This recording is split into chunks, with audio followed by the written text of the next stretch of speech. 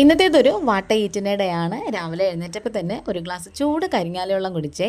അതൊക്കെ കഴിഞ്ഞ് ബ്രേക്ക്ഫാസ്റ്റ് ആയിട്ട് അപ്പവും ഇതേപോലെ ചമ്മന്തി തോർത്തിയതും ആയിരുന്നു കേട്ടോ. ഈ ഒരു കോംബോ ട്രൈ ചെയ്തിട്ടില്ലെങ്കിൽ ഒന്ന് ട്രൈ ചെയ്ത് നോക്കണേ. കുറച്ച് ചായയും കൂടെ കുടിച്ചിട്ടുണ്ടായിരുന്നു. പിന്നെ കുറേ കഴിഞ്ഞപ്പം ഇതേപോലെ ഒരു റോബസ്റ്റ പഴം കഴിച്ചു. വലിയ മധുരം ഇല്ലായിരുന്നേ.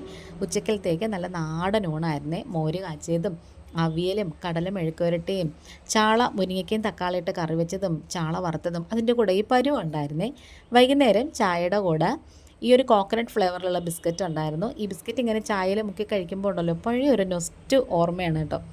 അങ്ങനെ സന്ധ്യയ്ക്ക് മഴയൊക്കെ കഴിഞ്ഞപ്പം നാത്തൂനാണെങ്കിൽ കുറച്ച് ചക്കയും വറുത്തരച്ച തിരച്ചിക്കറിയും കൂടെ കൊടുത്ത് വിട്ടിട്ടുണ്ടായിരുന്നേ. അല്ലെങ്കിലും ഈ വറുത്തരച്ച മീൻകറി എന്ന് പറയുന്നത് ചക്കയുടെ കൂടെ ആയാലും കിഴങ്ങിൻ്റെ കൂടെ ആയാലും അടിപൊളി ടേസ്റ്റ് അല്ലേ.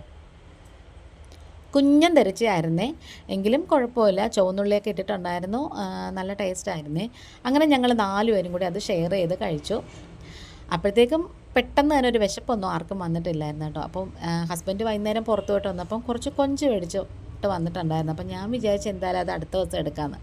പിന്നെ എന്തായാലും അന്ന് രാത്രി തന്നെ അതങ്ങ് എടുത്തു. അതങ്ങ് റോസ്റ്റാക്കി ചപ്പാത്തിയും കൂടി വെച്ച് നല്ല കുശാലായിട്ട് കഴിച്ചു.